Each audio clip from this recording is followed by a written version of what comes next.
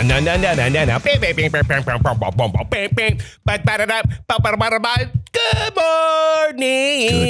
morning. Welcome to Fridays. It's time for taps and takes. Taps, takes. Time for taps, takes. Time for taps and takes. At Grogg's Traditional Irish Pub at the northeast corner of Willow Knees. We love Grogg's. We love it. I just walked in here and I was just like, this is where I belong. Yeah. I belong in, I don't even drink. I still belong in Grogg's. We're here at least once a week. Yeah, at least. And you are here for all that nerd news and all that sports news and greatness. We got Fast Eddie Edward Raus right there. What's going on? And after you watch this, go and check us out live at twitch.tv/The Do-Over Podcast. We are doing our thing over there as well. But we got some good stuff to get into today. Remember to like, subscribe, comment below, do all that stuff. Share it with all your friends and family. We're trying to build out that YouTube. That's so sexy. Look at that. Well, why does it look like the Forbidden Forest out there? Oh, what is going on here? I am jonesing to the fog, man. Why? The only thing I hate about the fog is that, much like the rain in the Central Valley, when fog rolls in, people have a tendency to forget how to drive. Yes. That's the annoying part, that it's like, guys, we can still keep the flow of traffic going kind of a deal. Yeah, you know, but yeah. But it's been bad, though. It's been bad. Yeah. It's been bad. I'm not going to say it's great, but I love like foggy or overcast days. It's my favorite type of weather. That see your own breath and I like a London state of mind. This is like when you play like some Sneaker Pimps or some Prodigy or Prodigy, some Radiohead. And I was showing Taylor Prodigy. I was like, baby, if you want to understand me and my generation, Prodigy, dude, I was like, if you want to understand, I am a fire starter, twisted fire starter. No, I was showing her. I was like, honey, if you want to understand my generation, where I come from. Did you show her smack my bitch up? No. I was like, if you want to understand my generation, I'm like, this was big when I was 10 and I played it for her. That album was big. Crazy how you look back at it. It doesn't really hold up to that. I mean, you know, I thought that, and then I started playing those songs. I started playing Firestarter still. I think it's called Breathe. Like, that's a good. That's a great song.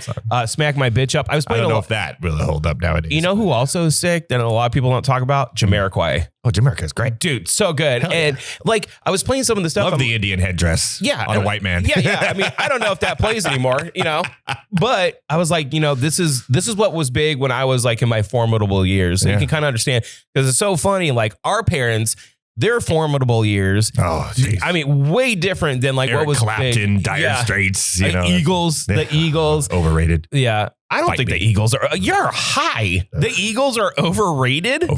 No, you can't base their whole catalog on Hotel California. Yes, That's not fair. That's not fair. Anyways, good morning. Good morning. Now, Eddie, you said that you had a question. I have a question for you that you want to pose right off the bat. I do. And this is a very serious question. And this happened to me yesterday because I got really excited because my daughter was watching a YouTube video and she's like, Dad, I want that. I was like, okay. Have you ever solved a Rubik's Cube? I have. You can solve a Rubik's Cube. I can because there's an algorithm to it, but I forget a couple of the steps. Like I have to get a refresher if I'm going to. But I've done it several times. I've done it on live during a morning show before. Like, what? Yeah. I've done it. Okay. Well, I never have. Okay. Now I feel like I need to. Yeah, you do. That was on my bucket list of things to do. I'm like, yes, I'll get you a Rubik's Cube. I had one when I was a kid. I was like, but I'm telling you right now, it's not easy because, you know, she's watching a video of a kid and he just goes, he's doing this. Yeah. And then the video cuts and it's done. Yeah. I'm like, it's not like that. She's like, it's so cool. So we went to Target. I got her a Rubik's Cube. And right when we get in the truck, she's like, open it. So I give it to her. She's like, okay, mess it up. And I'm like, I'm telling you right now, if I mess this up, it's not going back to this. It's not going at all. So I messed it up a little bit, you know, like 6 turns. So she's in the truck, quiet. And I'm like, oh, this is nice. Yeah. About 2 minutes later, frustrated. I'm like, okay, stop. When we get home, I'll put on a YouTube video that shows you how to do it. Right. Okay, so we get home. I put on a YouTube video. She's like, okay, cool. So she's quiet again. 3 minutes later, I made it worse than it was before. And I'm laughing hysterically. And then she's like, why are you laughing at me? Oh my God, that is fantastic. It reminds me of a real story. So when I was a kid, I would like want weird random toys because we grew up in the like toy commercial generation. Great toys. We had great toys. Yeah. So they had this one. It was like a Rubik's cube, but it had like weird different geometry. It wasn't just like it turned into a cube, but yes, I know. You know what I'm talking about? Yes, I remember getting it, and it gave you in the box. It was not solved, but it gave you all the steps to get it solved. I got to step 3. Never ever got anywhere near. I was like, this thing sucks. I hate this thing. And I remember my mom kind of like she got it and she was just like corner of her eye looking at me as I'm just like, it was like the same scenario, bro. But it was like the cutest thing. She's like, I made it work. I was dying, man. And she was mad at me for laughing, but I couldn't help it. And then you just go in there and you're like, welcome to real life, sweetheart. Yeah. So now I said, it's going to take some time, just each day, just work on it a little bit, and eventually, I'll send you the one that I learned off of. It's really easy. Okay, good. You have to do the daisy and then you line up the edges and then you just follow an algorithm. If I could at least get it so I could show her, then she could, learn. But yeah, she was really, she'll get it. Yeah. She'll get it. And then she'll be so happy when it gets back to normal. Like, I made it work. For people that are obsessive compulsive, that is, I'm not saying your daughter is. I'm saying for anyone that is obsessive compulsive, that is just such a torture. Yeah. That's such a torture to mess it up and it just won't go back to normal. And you're like, torture. Yeah. I can't stop. Yeah. Anyways, so let's get into it. Okay. I got a new segment. Oh, I love him. Oh. There you go. New segment. One day we'll get the board right. Yeah. It's called Fair But Unfair. Oh, do you have a voice changer? Yeah. So, I want a voice changer. So this is where we take a movie that we have not watched, which can be a great movie, but we're going to judge it without seeing it by just seeing the trailers. Okay. The first movie up, or at least the first one. I love this game, by the way. I'm so happy. Is called Mercy. Yes. I am seeing Mercy tonight. Okay. Hold on. I can't believe you're seeing this movie tonight. Okay. But let's get into it. I saw a first trailer for Mercy. It has Chris Pratt. I saw it in the theater. I can't remember the lady that's in it, but the premise is that there's like a super AI that is judge, jury, and executioner, and they will arrest you for a crime. And then your job is you have like an hour and a half to prove your innocence. You have access to like all the cameras and all these things, but you have to prove your innocence with an hour and a half. Now, fine. Rebecca Ferguson. Yeah. Good pull. Silo. Great show. Good pull. Now, look, I'm telling you, it looks like it's trash. Like it looks terrible. And especially since we're in the day and age right now where like AI is just being shoved down our throats on everything. Phone with AI, a laptop with AI, like just AI everything. It's just like, okay, dude, I get it, whatever. But it looks, if I'm to be honest, horrible. Well, I have the Regal Pass. Which is good. And it's not a big investment. I have been a long time Pratty. I give Chris Pratt. See, we got over Pratted. That's the problem. We got over Pratted. Yeah. And then when you get over Pratted, then he's had a few stinkers in the middle. And he's had a couple stinkies. But like at one point recently, in like the last decade, he was a legitimate huge star that he had Guardians of the Galaxy, Jurassic Park trilogy, the World's trilogy going at the same time. He had every movie he did was a blockbuster hit in the box office. Yeah, and I love Chris Pratt. I loved him in Parks and Rec. I think he's a talented actor. Yeah. I think he has great humor, like a good comedic style. I like Chris Pratt. I like him. He gets internet shit for babies crying about the fact that he loves God. I don't give a shit. So that's stupid. People are mad that he broke up with Anna Faris. Okay, who cares? Not your life, bro. Get the fuck over it. But my point is we got over Pratted, and this movie does not, at least by the trailer, You know what it reminds me of? What? Minority Report. Not even. It's like dollar store Minority Report. Well, I mean, but the same type of thing, right? Where these you can see the totally crime before it happens. Yeah. And it just has that type of feel. It has that feel, but the presentation is not that of Minority Report. The presentation is like cheap streaming service, Full review from me next week. I want it. I want it because I'm totally judging this movie before it comes out, and I'm telling you it's going to be looks garbage. average. And here's the thing. Rotten Tomatoes have been doing a really good job of posting reviews early. Mm-hmm. And we've had a ton of this is probably the best year in best reviewed movies. It says movies in theaters. Not a single review is posted on Rotten Tomatoes. Really? That is a bad sign. Oh man. That means they are holding it back until it's released. And like I said, I'm a Pratt apologist. I'm a Pratty. I'm a Pratt apologist. Mhm. All right. I just hope this doesn't kill his career, but we'll have to wait and find out. Well, he did that stupid movie with what's her name that should have killed his career. That was terrible. With Jennifer Lawrence. Yeah, that movie was It trash. was fine. No, it wasn't that great. It was, but trash. you talk about average. That was an average movie. That was not like a great movie. It But wasn't like the Terminal a horrible List, movie. great. Right? Terminal, and that's the thing. Like when you get over Pratted and then he is in something good and does like a really good performance, no one watches it. Or at least talks about it. Like people watch the Terminal List, but like a lot of people weren't like talking about it, Yeah. So That's great. anyways, there's our fair but unfair. Mercy. So we'll get the full there's review. a ton of movies next week coming out that you're going to have fun with. And we're going to have a good hyper blight this week too. Anyways, let's get right into the headlines. Headline. Bungie's Marathon. Now, if you are in any way like aware of video game stuff, you're aware of the extraction genre, which was made kind of like, at least popularized. I would say it's maybe not the first one, but popularized by Tarkov, Escape from Tarkov, where you have an objective, and now there's a lot of games and you need to get out without dying. And there's a lot of games that have done it. There's Arc Raiders, which is huge right now, which is an extraction game. Huge. So this genre is, taking off. Now, Bungie is doing Marathon, and the art style was incredible. Everything looked good. And then they released like a little beta, like a little play test. And, I think it looks cool. Some people say it doesn't, but I think it looks tight. But then they got into a little bit of controversy for stealing art that did not belong to them. Oh, I didn't hear about this. Whoopsie. And that kind of blew up. So it kind of soiled the game a little bit, kind of, sullied the excitement. And Bungie, was trying to backpedal and, make it right, whatever. I don't even have an update to whether or not they paid that artist for straight up copying their stuff. But probably. But if there's no update, that means yes. Yeah. But there was a pre-order trailer that came out. Now, I think the game looks cool.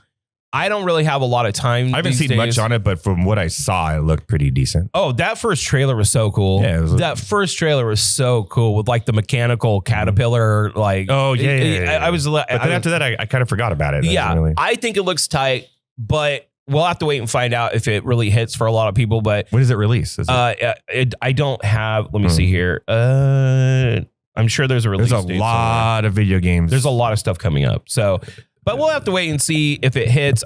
I think it looks tight. Hopefully it's good and that people are shut up by people need to get their releases in now before you see a lot in the internet where a lot of people just kind of hate on things just because everyone else is hating on things. I hope it's good, but we'll have to wait and find out. That's called the internet. Now, same space, Warhammer 40K Dawn of War 4.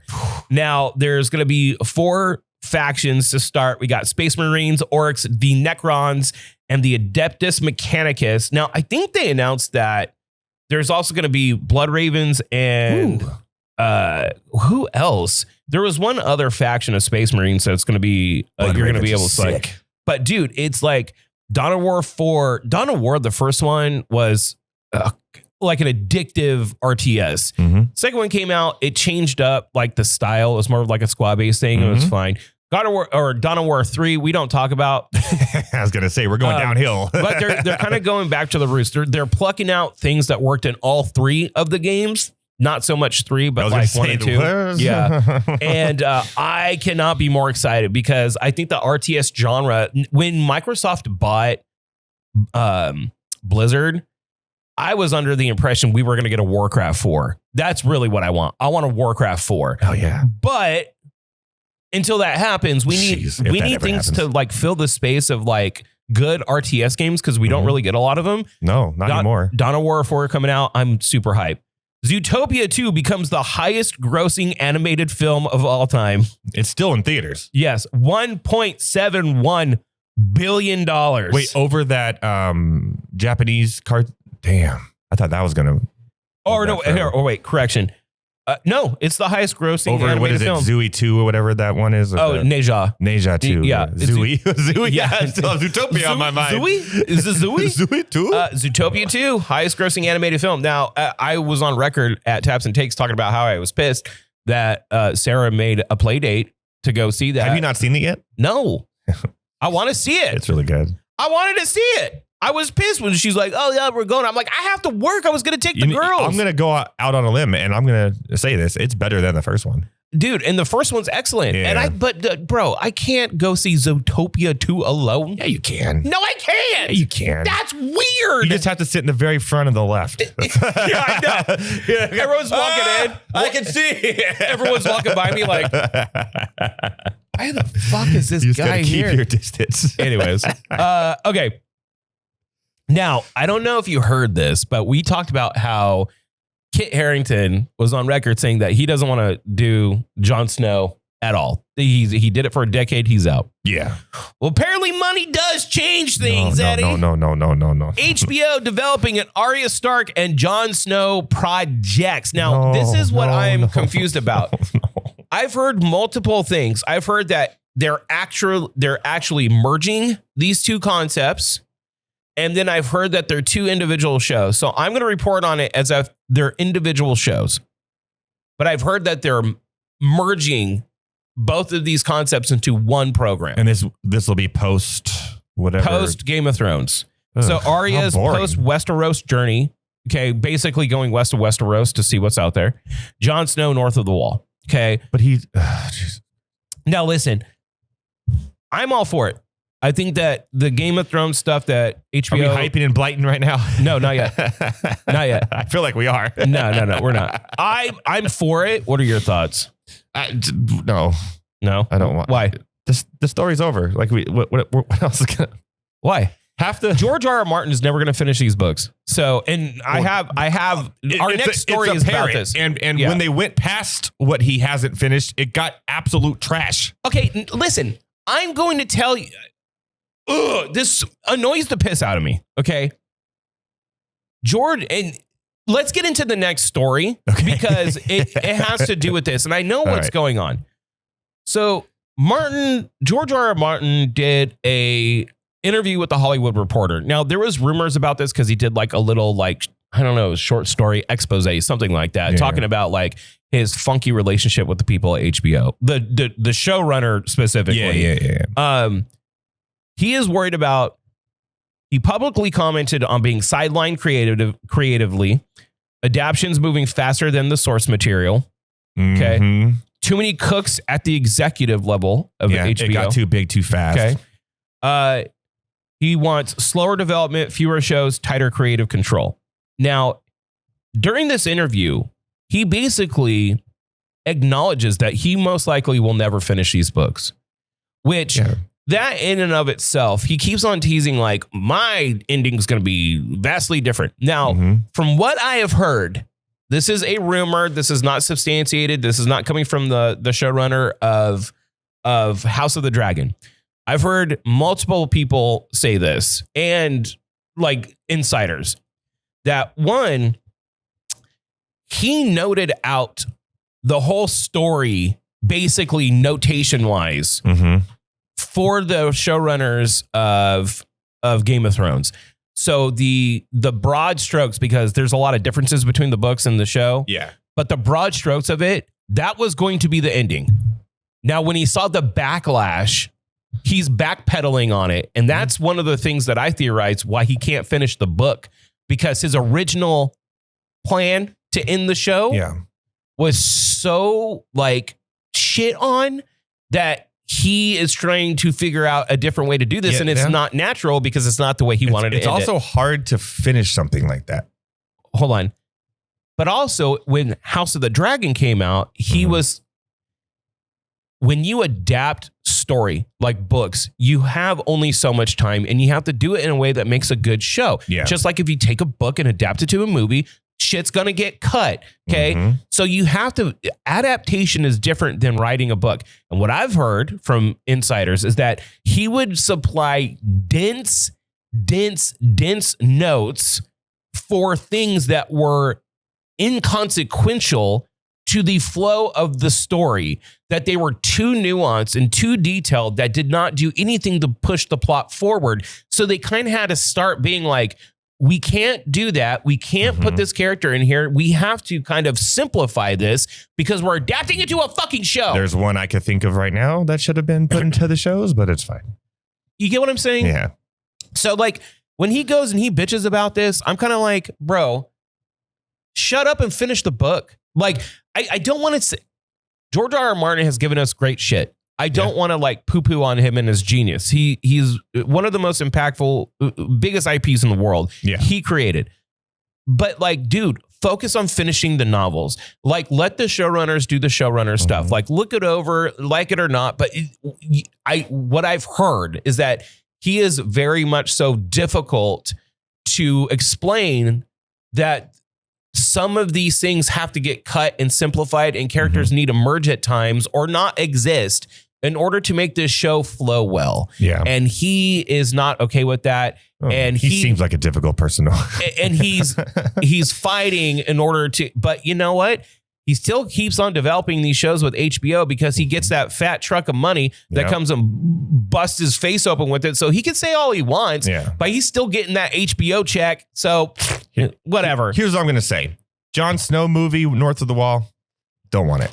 I would be down to watch the Arya Stark. The Arya Stark stuff. Show.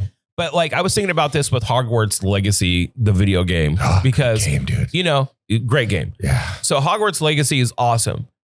But you need creative writers, because I was thinking about like all of the lore in the world that was built by J.K. Rowling, right? Is so dense and just beautifully executed. Yes. She can be a little testy, but I'm talking about all those writers like that. Yeah. Because it's their stuff. They created it. They're very protective of it. And J.K. Rowling, you agree with her politics or her views on people or not. That's not what I'm talking about. I'm talking about what she created. The art itself is so beautifully and wonderfully done. And the rules that she sets up, the world that she sets up, it's like, well, we have these books and these books are a finite story. So when you create things around it, it's like, can you find someone to give you the same level of like creativity, the same kind of world building? That's what I'm worried about the west of Westeros Arya show. Like, can you give me the same level of creativity and cool stuff? Yeah. But we don't know what's out there, right? We know what's north of the wall. We've been there. Yeah. We know what's north of the wall. We know what's east. We know. So now that's the only one that makes me interested, because it does open the door for creative, cool stuff. More. Yeah. But you need someone that's good, right? Yes. That's the only thing. All right. Netflix commits to a 45-day theatrical window for WB films. It is signed, sealed, and delivered. They said that we're going to rant about this again for another. Well, they're saying that they are committing to at least a 6 to 7 week run for every film that WB, the studio itself, creates. And there's a lot of stuff saying that it'll be very minorly branded with Netflix stuff, that actually WB as a studio will remain. Yeah, that's good. They need to do that. Yeah. That the history and everything that WB is, they're saying we will keep it at least a 6 to 7 week run in theaters. They are guaranteeing that in their buyout. Okay. Tomb Raider revealed the first look at the new Lara Croft. Jesus, speaking of Game of Thrones. Who's being played by, God, what's her name? Who looks Sophie. Nothing like Lara Croft. Sophie Turner. Yeah. I thought the picture was fine. I think a lot of people are wondering if she's strong enough of an actress to lead a show. How do you go from Angelina Jolie to Alicia Vikander to Sophie Turner? Yeah, I'm not a big Sophie Turner fan, but I will say that the look is cool. She looks good. Me personally, I want to pick her because there's, again, I keep on saying this and people hate me for it. There's a shapely thing with some of these characters that I'm like, let's stop being afraid to like pit big boobed actresses in roles. Well, Alicia Vikander isn't, busty, but she's beautiful. And she's a little bit more curvy, right? And she's athletic. And Sophie Turner is very like. By the way, that Tomb Raider movie was underrated with her. I don't know. Oh no, that movie was trash, bro. That movie was trash. Maybe it's just her. I don't know. No, it was trash. It was trash. James Cameron says Avatar 4 only happens if he can find a way to make it cheaper. Why? He just made like $900 million. Well, here's the problem. The cost of making that movie was $600 million. Yeah. And then when you put the 600 and then you put the advertising, which is like another 40 to 50. They don't have that much marketing. Bro, they listed it out. They spent $40 million plus on just advertisement for the latest Avatar film. So you're taking almost $700 million investment and yeah, where's it at right now? 1.2 billion, 1.3, I think. And it's still in theaters. But bro, come on. That as good as that is, that's a significant risk. Like it is a huge risk. And if you are starting to get diminishing returns, Disney is kind of like, okay, well, we need to find a way to kind of like streamline this process, which I understand. Yeah. And some of 4 is already shot. Some of 4. Like he did the right thing and shot a lot of this back to back to back in order to make these movies. But it's just that the budgets are getting kind of crazy. So, and he's also 80 something. Like, yeah, he's pretty old. He doesn't even know if he wants to direct the next 2 to finish the film series because he's like, or serve as an executive producer because like, bro, you're 80. Like, how much longer are you going to be able to do this? This is like the last 25 years of his life. They're great. They're great. And I'm sure we're going to get 4. Like, no, we're going to get 4. You're right. There's no way. Even if it's a big cost, I'm sure you're not going to poo-poo out $500 million. But also Disney shits $500 million. And like even though people look at 3 the way that they do, the way it ends sets up for an epic 4. Right. Like, yeah. So I'm excited to see where it goes. Yeah. So Ryan Hurst cast as Kratos in the God of War TV series. Now, if you remember back just a few weeks ago, we did Hype and Blight. Yeah. We did Hype and Blight and we talked about God of War. And I said, it's going to boil down to who they cast. Now, I will say it's very interesting casting. It's interesting casting considering that he played Thor in the video game. Now, I got in a fight online. So typically I don't fight with people online about things. Just in targets. Just in targets. But I don't fight with people online about stuff. Yeah. Right. I try to stay positive. Like if I say anything, whatever. Or if I make a joke, I do it in a positive way, not like a mean way. Okay. When they announced this, I commented like, is it kind of weird that they casted the guy who played Thor? Right? Like, because it's not only him and his voice, it's also modeled after him. It's a heftier version of him, but he's going to have makeup on. He's going to. I get it. But because when we were talking about this before, like a month, 2 months ago, I was like, I think they're not going to cast anyone from the games because they want that level of separation between this property and that property. Now they are officially kind of crossing the streams, if you will. And a lot of like TV fans don't get it because like those games are incredible. Those are some of my favorite video games of all time. Movies in a game. They are wonderful. Yeah. So I think I'm not saying he can't do it. I'm excited for his casting. Sure it'll be great. I'm sure he's going to do a great job. It's just strange to me that they went and casted someone that was actually involved in the original production. So my question is, are they going to get anyone else from the original games to play minor roles or other roles? Maybe. And someone was like trying to argue like the dude who did the voice of Joel, he was in The Last of Us. But I was like, yeah, but he was in a minor role. Very minor. You're taking someone that was in a big role in the second game that sounds and was modeled after him and making him the lead of the show. That is not the same thing. Like you are trying to honor the source material, right? Yeah. But you're also trying to create a divide between the two properties so it can be its own thing. And you're trying to go to a new audience. Yeah. There's a ton of this audience who watched Last of Us and didn't play the game. Never played the game. Yeah. And, and most of those are critics. Right. I don't see critics who are playing video games. They're watching shows. Kathleen Kennedy officially steps down at Lucasfilm. Bye, Felicia. It's going to be Dave Filoni and God, what's the other lady's name? I have it right here. She's going to be, so here's the thing.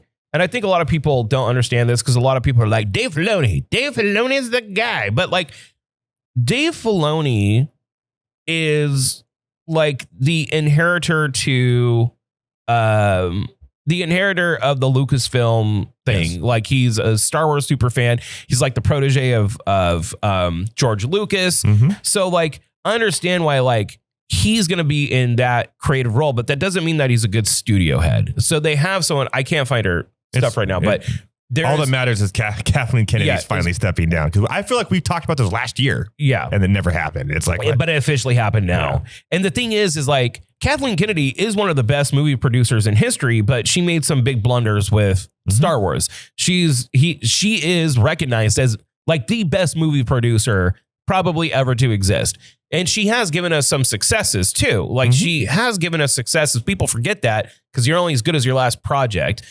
But it's time for her to go. Dave Filoni's going to the role. They actually said that the Mandoverse he is setting up is taking a back burner to the new vision that they have moving forward, and that the woman, I wish I had it's him and a woman. The woman's going to be like the business end of it. He's going to be like the creative. So love it. And maybe that's something to say. Maybe it is a 2-person job. Maybe they're doing it with James Gunn and what's his name? Like it has to be. Maybe you need one person just to focus on the creative part of it, and you need one person to focus on the money and focus.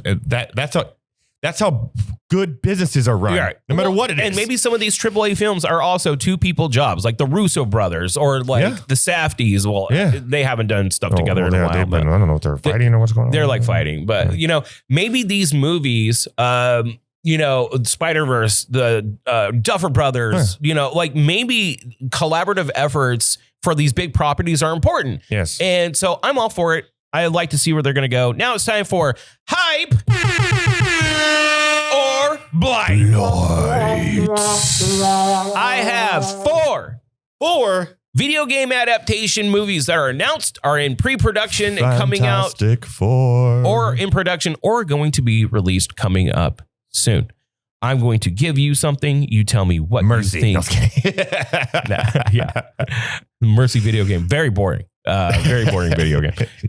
Let's start with Super Mario Brothers 2, Super Mario Galaxy. Yeah. Fucking hype. Yeah, I just said the F word on that. Yeah, I can't wait. I'm not saying the first one was even good. It was just great. Yeah. Great, not a good movie per se, but just great to watch. It went fast. It was like, I just started remembering all these things when I was a kid. And that's one of my favorite Mario movies. Really? Video games. Video games. Yeah. Yeah. Galaxy was sick. Galaxy 1 and 2 was tight. So sick. So I'm kind of hype. We're gonna get Rosalina. Yeah. I'm kind of hype. I'm not like totally bought in, but I'm kind of hype. Like the first one was fun. Chris Pratt coming back. Pratty, baby. And you know what? Everyone talks shit on Chris Pratt and then it made $1 billion. So He's going to make $1 billion more this year now. Zelda. I am scared. I'm scared. So you're kind of like, I'm in the middle. Yeah, I'm scared. I was hyped as I more and more read about it and casting and I'm scared. Okay. I think Zelda is going to be a litmus test for whether or not you can do this right. Because I thought a live action Metroid would have been sick, dude, and that seems easy to do now. That seems easier. It's more action. Like I think it depends on how they're going to approach it. But apparently the person that's doing it has a lot of love and care in what he's doing. Like he knows that this has to be done well. I do like the photos of like the set photos that we're seeing of the characters and how they look. I think it looks pretty good. So I am reserved, but also hype. You're hype. I'm a little scared. I'm hype. I want it to be good. I want it to be good too. How many rupees are in the budget on that bad boy? I don't know. But if they want to do it right, at least 150 million rupees. Yeah. I'm going to tell you right now, I'm hype on this shit. Okay. Motherfucking Elden Ring. Fucking Elden Ring. Hype. Now, is that going to be live action, right? So Elden Ring is live action. Yeah, it's going to be sick. But here's the thing. The guy who's doing it, I think his name's Gareth Edwards. Oh, I know who that is. Yeah, he's great. Great director. Or is it Gareth Edwards? Hold on. Is it Gareth Edwards? It's going to be great. Alex Garland. Oh, not as good as Gareth Edwards. Gareth Edwards is great, but Alex Garland's also sick. He's good. Alex Garland's responsible for some of my favorite fucking movies and TV shows in history. Like he did Devs, he did Ex Machina. Like, and here's the thing. You get a lot of directors like, I never played the game, but I could still make this movie. Alex Garland is on his 7th playthrough of Elden Ring. So he's going crazy with it. He loves it. Now, TV show or movie? It's a movie. Movie? You have to. It's such a big world, man. It is. And this is another George R.R. Martin property that blew up huge. He has to. My only thing is that they need to nail the art style of those games, like the lanky, long leg, long gaunt knights, the dark fantasy-esque berserker inspired dark fantasy world. If they fuck that up, like if they be really dark too. Well, and if they just look like shitty squat knights in armor, like if they fuck that up, it ain't gonna work. Like you have to copy the style, like the art style has to be nailed, or else it won't work. Ex Machina was a great movie. It was. Now here's Alicia Vikander. Here's the dark horse. Street Fighter. How can I put this? I'm hyped only because I just know it's going to be just fun. I don't think it's going to be a masterpiece by all means. No. I think it's just going to be fun. Just a fun, like the first one was with Jean-Claude Van Damme. It was enjoyable because it was so bad, it was fun. It was so bad, it's fun. Yeah. I think they're trying to do old school. I think they're trying to do old school kung fu style coupled with modern day goofy. Like you kind of have to approach it in a goofy way. Some of the casting is like really off-putting. They got wrestlers. A lot of the casting is kind of off-putting, bro. Like I'm just like, God damn it. Like, but fun, sure. But like, I also want it to be good. Like you could do a fun movie with good actors. Street Fighter's not meant to be serious, man. And Cody Rhodes is Kyle. I'm like, bro. That one's a little over the top. Yeah. And why if he didn't have that tattoo, I don't think he would be cast as Kyle. Or how about this? Cast John Cena as M. Bison. Like that would have made sense. Why? I mean, is CM Punk in that one? Because I just saw him in a movie that was. I don't think so. He was actually really good. And I was like, what the hell? He can act. Yeah. Oh, well. Night Patrol, by the way. If you haven't seen it, check it out. It's awesome. I don't know. I'm reserved, but also kind of. It's gonna be fun. Like, I'm kind of like, yeah. That's one of those you have no expectations going in. You just giant thing of popcorn, giant soda, and just let it rip. It's like you go into the movie, you're like, if this is at least a 7, I'm thrilled. I'm surprised you did Mortal Kombat 2 because I am hyped about that.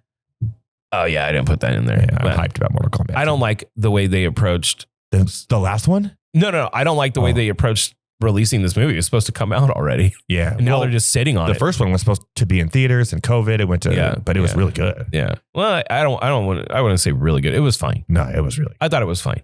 Just the backstory of 2 of my favorite Mortal Kombat characters. But the dude that they had as the main character, I was like, but the new Mortal Kombat guy who isn't it? I could have done without that. The guy that has the gold shirt. They put him in the game. Did they? Yeah. They put him in a game? In the newest game, yeah. Did they? Yeah. No, I don't. Did they? You have to unlock him, but like with his steel arm or whatever the heck he is. No, I'm good. Now, really quickly, because we're going a little bit long, A Knight of the Seven Kingdoms. I want your thoughts. Okay. So I put this on, and then I know it's a short story that he wrote, Three, whatever. Short stories. Whatever. I know all the stories. So it starts, and I'm like, okay, he's talking to his horse. I'm like, okay. And then all of a sudden, what House of the Dragon didn't do is play the Game of Thrones theme. So the Game of Thrones theme comes on, and I'm like, okay. And then all of a sudden it stops, and he just starts shitting out of his ass in the middle behind a tree. And I'm going, this just turned into a Monty Python show. I laughed my ass. I was just like, what the hell? And so that set the tone for me for the whole time afterwards. Right. Every little joke or everything, I'm thinking Monty Python. Okay. And the Holy Grail. Like it just kind of. So it's taking you out of it. Do you like it? I enjoyed it. I thought it needed to be a little longer for a first episode.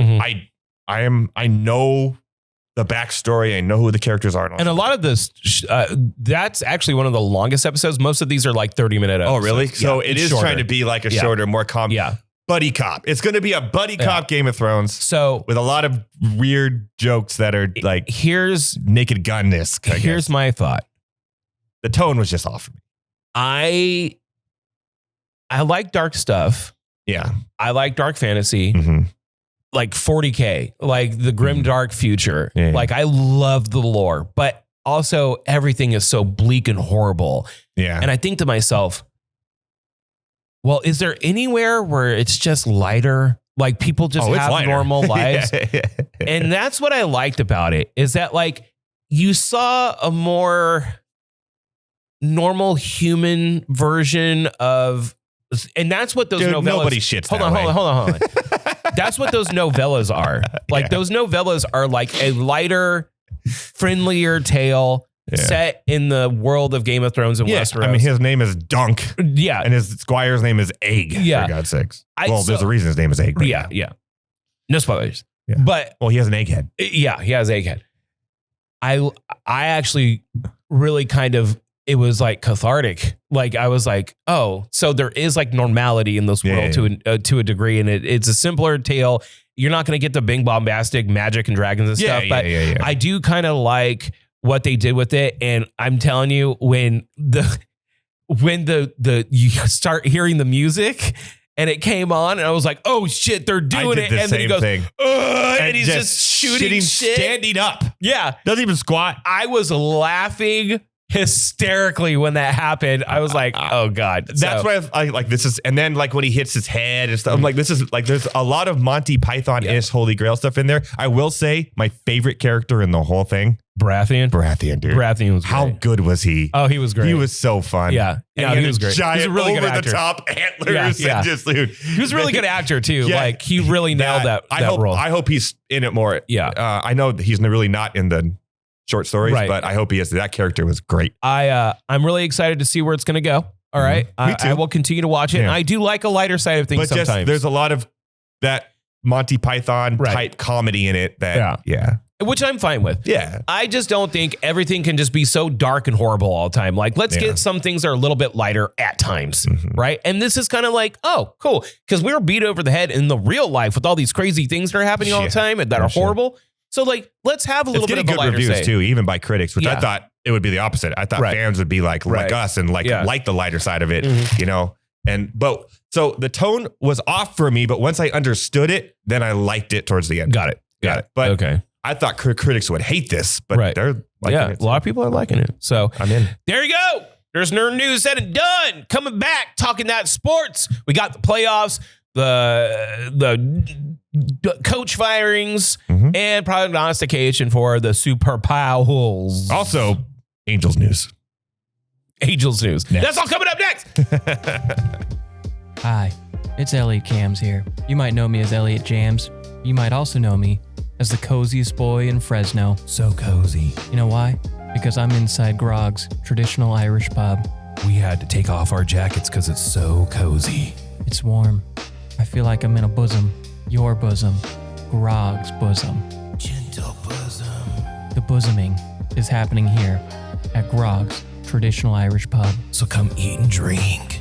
Out of the bosom of Grogg's, traditional Irish pub.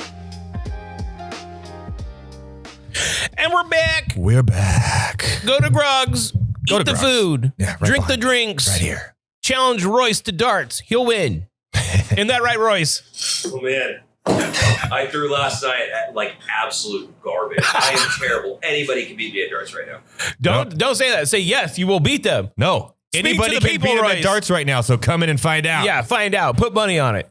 Don't do that because you'll still win. And it's time for sports. Elliot loves balls. Elliot loves the balls and the sacks. Yep, ball sacks. Elliot loves them. Yep. I would like to start sports with some Angels news in honor of our lost co-host. Every week, we're going to give you the latest in Angels news. You ready? Yes. Nothing. Okay, nothing. Nothing. Well, they did. A lot of free agent signings in baseball this last week, and the Angels did nothing. So I love that the poor guy's not here and we're still making fun of him. I'm not making fun of him. I'm just giving the Angels news. I'm just giving there's Angels not a lot news. of We Angels have an news. Angels contingent now. Yeah. And I'm just giving him the latest in Angels news, Right, which is nothing. Well, what about the real news? What news is happening? Well, we have a new national championship in college football. Okay. For the first time ever in the history of sports, the Indiana Hoosiers are college football champion. No way. Shout out to the Hoosiers. Oh. Yes. Kurt Signetti has done the impossible. He took a team that 3 years ago was a laughingstock of college football.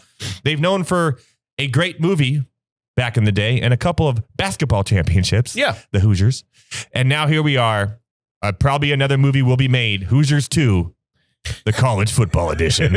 Hoosiers Because 2. He took a terrible team and in 2 years made them national championship and undefeated. Well, 16 wins. The last team to do that was like 1930s Yale or something like that that. has to be really nice to like get paid to do some crazy job and make some like good money and then like actually deliver. He delivered it all his promises. Like deliver, Yeah. dude. So it's that's really a big frustrating deal. for fans of Oregon like me who've been waiting for this for years. And this dude just comes in and in 2 years, they're national champions. It's a good story though. It's a great story. Hoosiers 2. Hoosiers 2 coming to a theater. Hoosiers in Part 2028. 2. So yeah, congratulations. Shout out Indiana. But we had more NFL playoffs, Now- including. Go for it. Before you start, Yes. I will say one thing. Okay. Now I went with my gut. My gut was wrong. Yeah, well, I did too. More on Yeah. that later, you know. But for the most part, with the exception of the pitiful 49ers game, the playoffs have been tight games. They've been great. They've been excellent. absolutely. This is the best playoff year I can remember. Very And close. That's what happens when some of the best quarterbacks don't make the playoffs. Like Right, Joe yeah. Burrow, Patrick Yeah, Mahomes, yeah, Lamar yeah. Jackson. You get teams that are more evenly matched in there, and you get these great games, right? And they're close. They're down Yeah. to the wire. Some went into overtime. A lot have gone over. Yeah, and it's like this is what I love. Like, I'm a casual sports fan, Mhm. right? I like playoff football because that's when the stakes really, really matter. Like, people are playing their souls out Mhm. trying to get to the Super Bowl. Like, I appreciate that. I don't like the strategic 17 game slate, the first 13 14 games of the season. Mhm. I'm pulling this guy and this guy can play here and you got Andrew, so you're out for 5 weeks. Like, That doesn't happen in football as much because every game does matter because there is only 17 games, Right, as yeah. it showed this year, Yeah. right? Like there were teams that had a better record than the Panthers that didn't get into the playoffs. Right, yeah. And it's just like that's the way it is. So every game does matter. yeah, I do like playoff football. I think it's great. playoff football, they really want to fucking win. And I think that's like the best part about it. And they're playing their hearts out. Everything You through know, injuries, yeah. through everything. And it's just been probably one of the best playoff years I can remember. Like Right. as a 40-year-old man, 40-year-old man. a 40-year-old man. 40-year-old man. But Drew, Hmm. I just pulled Elliot right there. I have been big on the Bills, Oh, man. the Buffalo Bills, circling the wagon. Yeah. Finally, Josh Allen, no excuses, no Mahomes. And everyone's No rooting. Jackson. Everyone's rooting for Josh Allen. They're like, it's Josh Allen's year. Yet, here we are. They had a chance, and it went to overtime. Great game. And he threw a pass to Brandon Cooks, who had the ball in his hands. His knee was down, and he rolled over, and the Bronco defender had it in his hands, and that's an interception. I don't know what to tell you. What do you think? Was it an I don't even know what a catch is anymore. I don't even know what an interception is anymore.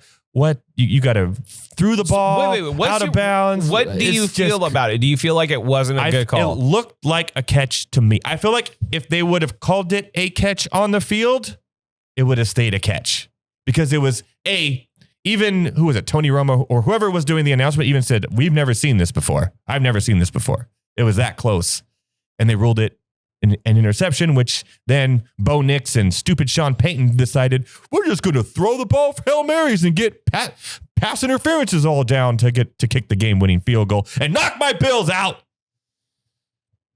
And Bo Nix, well, he did that on a broken ankle because he is out for the rest of the playoffs. Yeah. So the number one seed sorry. Broncos will now have Jared Stidham, shout out Auburn, as their quarterback going up against a really good Patriots team, because I was also wrong about that. I thought the Houston defense, but the Patriots are legit too.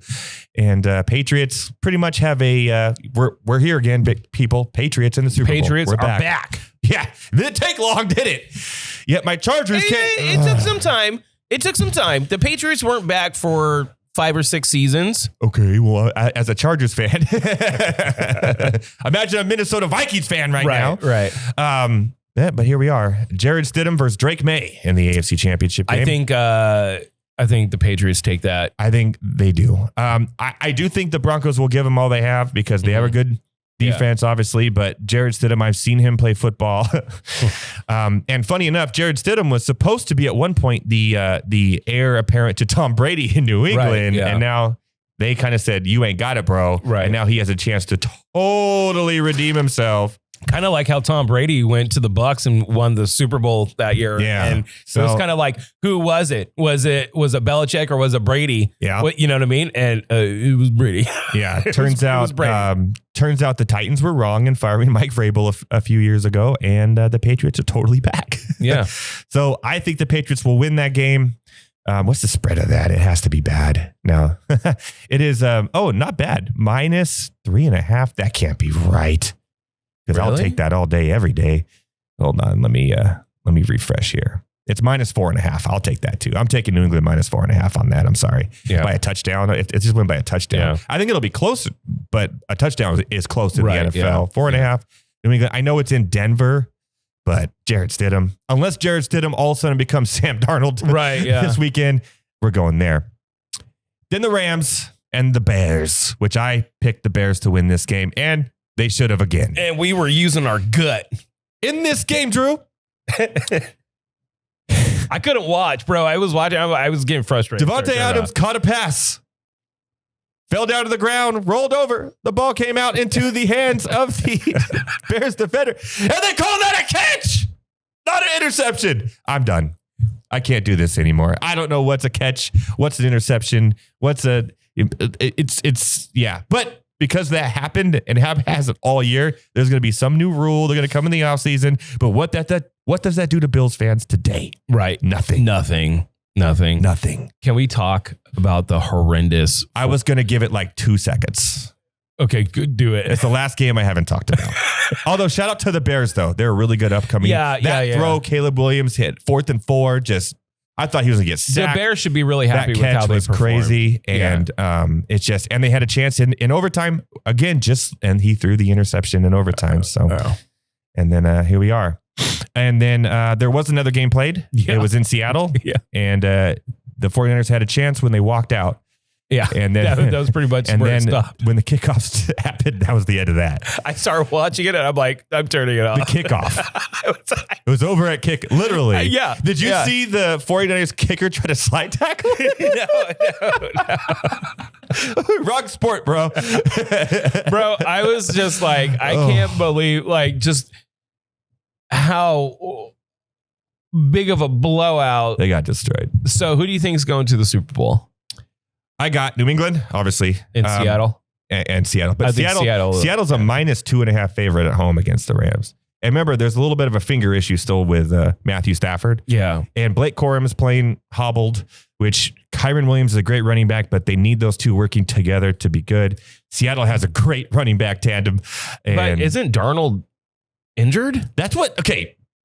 I think that I'm was smoke and mirrors confused. because they're like, oh, he hurt himself. And he just came out there and played great. And it's like, okay, he's fine. Yeah. So I think we're going to have a Patriots Seattle Super Bowl. The last time we had a Patriots Seattle Super Bowl was the Marshawn Lynch should have got the ball at the 1 yard line Super Bowl. Oh, no way. Yes. When everyone was pissed because they were like, just give it to Marshawn Lynch. Yes. Why don't you just give it to Marshawn? Yes, and the Patriots ended up winning. Now, we could also have a Rams Patriots Super Bowl, which we've seen way too many of those. How many of those? And remember, the last time we saw Rams Patriots Super Bowl was one of the boringest recent, Super Bowls of all time. Yeah. It's when Jared Goff was still on the Rams, and it was like 10-6, Right. something like that. It's Some just stupid terrible game. Yeah, I remember that. So I'm hoping for Seattle Patriots. I think it'll be fun. I love the Sam Darnold story. I think if Seattle Patriots happen, I still think Seattle crushes them. I think that'll be a better game. Watching Seattle play, I was like, oh, I see that game. Their defense is playing. They're fast. Fucking they're insane. So good.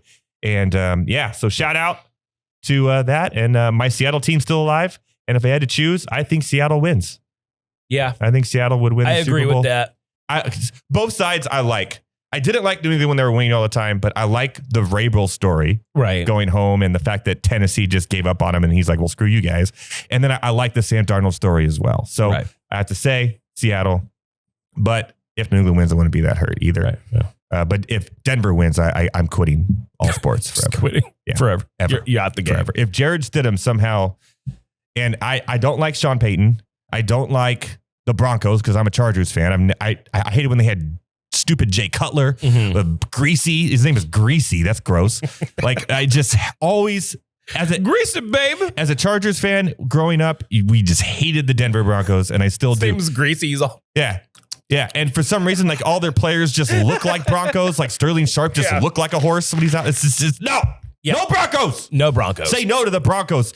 And it sucks because Bo Nix went to Oregon. I'm like, ugh. Yeah. But he's not going to play. You know why? He broke his ankle. He broke his ankle. Yeah. So you, Denver. So you got anything else? Yeah, there's been some coaches stuff going on. We'll be quick. So right after this Bills fiasco and is it an interception, is it not? They went ahead and said, you know what? Sean McDermott, you're fired. That's kind of cold that they do it right afterwards. Yeah. Too. You know what I mean? So the Broncos, since the year 2020, have made the playoffs every year under Sean McDermott. Right. The game where they got kicked out or lost or eliminated. In 2020, they gave up 38 points. In 2021, they gave up 42 points. In 2022, 27 points. In 2023, 27 points. 2024, 32 points. And of course, this last weekend, 33 points. Well, the offense scored 30, 29, 24, 36. It's not a Josh Allen problem. Right. It's been the defense problem behind Sean McDermott, who has been known as a defensive guy because remember they had Dayball, who is responsible for making Josh Allen who he is as the offensive guy. So I could see why he got fired. That, by the way, that's a total of 199 points allowed in playoff losses, number one by any team in the NFL since that time. And it's not even close. So there you go. The Bills, the best head coaching job available. And it came right after Harbaugh, who got fired by the Ravens, went, hey, Giants, I'm coming to you. And I was going, oh, I could have went to the Bills. Yeah.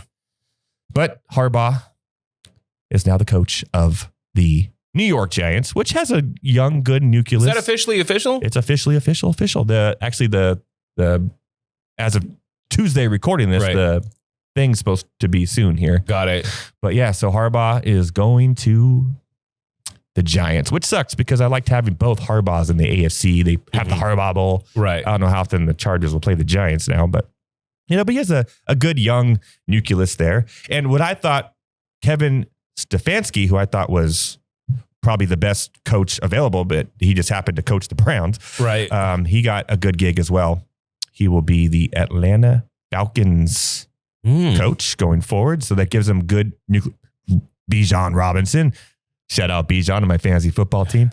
Penix still up in the air, but you got Drake London, you got Pitts, you got a good situation there that he did not have in Cleveland. So I think this is when he shines. Royce is going to hate this, but look out for the Falcons next year. I think they're going to be a really good team with that. That's a great hire. And then, of course, the Miami Dolphins fired their coach, longtime nerd-looking guy. I don't even know how he was a head coach. He's vaping on the sidelines. He's wearing sweats. He has I don't know. He was never very good. But the Dolphins took a Packers defensive coordinator, Jeff Hafley, to become their next head coach. And I know what you're thinking, Drew. What am I thinking? Who? Yeah. That's what Miami fans are thinking this morning, too. Good luck, Miami. And that does it with sports. There we go. Sports is done. Nerd news done.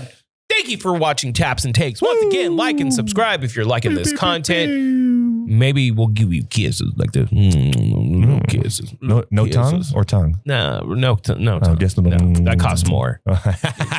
That's exclusively for our Patreon members.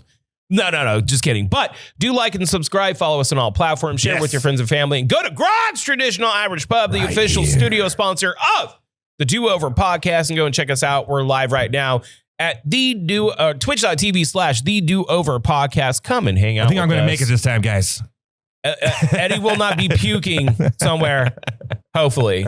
So he will be there. So if you like this, go and get the stylings. I'll have that Eddie. Rubik's Cube figured out by then. Yeah. Dude, bring it as a trophy. All right. So until next week, gotta go. Love you. Bye. Bye.